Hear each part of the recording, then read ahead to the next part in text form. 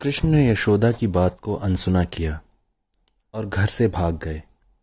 वे तेजी से गोकुल की गलियों से निकले और सीधा नदी पर छिपने की जगह पहुंच गए, जहां मित्रों ने उनका स्वागत किया। फिर वे सब मिलकर खेलने लगे। कुछ देर बाद जब वे सभी थक गए तो वे एक पेड़ पर बने मचान पर जाकर बैठ गए, जो कृष्ण ने उनके आराम करने के लिए बनाया था। पर वह पेड़ इतना बड़ा और ताकतवर नहीं था कि सारे बच्चों का भार सह पाता। वह उनके भार तले कराह रहा था।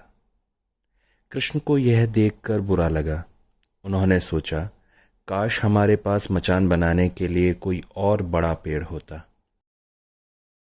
कृष्ण के एक निकटतम मित्र श्री दामा ने कहा, मैं जानता हूं कि वृंदावन का सबसे बड़ा पेड़ किस जगह पर है, पर मेरे पिता ने कहा है कि हमें उस जगह नहीं जाना चाहिए। कृष्ण ने खुशी खुशी चिल्लाकर कहा, हमें उस जगह अवश्य जाना चाहिए, चलो। यह कहकर वह पूर्व दिशा की ओर भागे।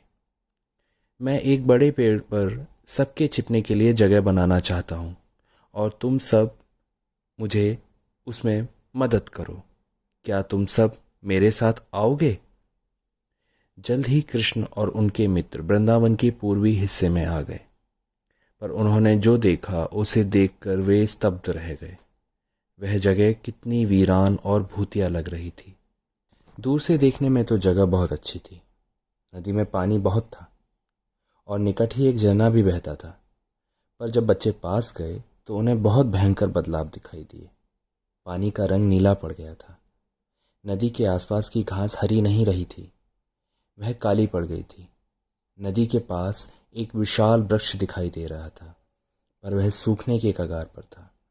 उस पर कोई पत्ते नहीं थे और शाखाएं मुरझा चुकी थीं, मानो किसी दुष्ट ने उस जगह को श्राप दे दिया हो।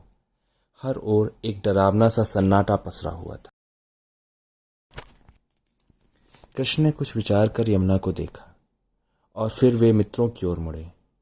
उन्होंने गेंद हाथों में ली और बोले, चलो हम गेंद से खेलते हैं। उन्होंने गेंद को श्री दामा की ओर फेंका। वह उसे नहीं लपक सका और गेंद पानी में जा गिरी। छपाक की आवाज के साथ गेंद नदी में उछल हो गई। मैं अभी लेकर आया। इससे पहले कि कृष्ण के मित्र उन्हें रोकते, उन्होंने उस अजीब से दिखने वाले नीले पानी में छलांग लगा दी।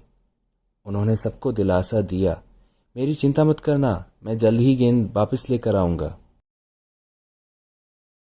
पानी बहुत ठंडा था।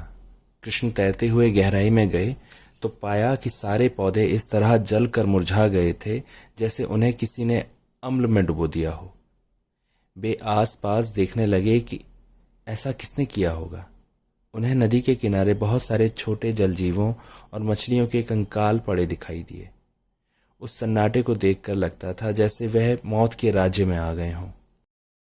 अचानक नन्हे कृष्ण ने एक अजीब सी फुफराने की आवाज़ सुनी। उन्होंने सोचा, जिसने भी यह सब किया है वो अब मेरे पीछे ही है। तभी एक विशाल सर्प रेंगते हुए उनकी ओर आने लगा। वह कालिया था।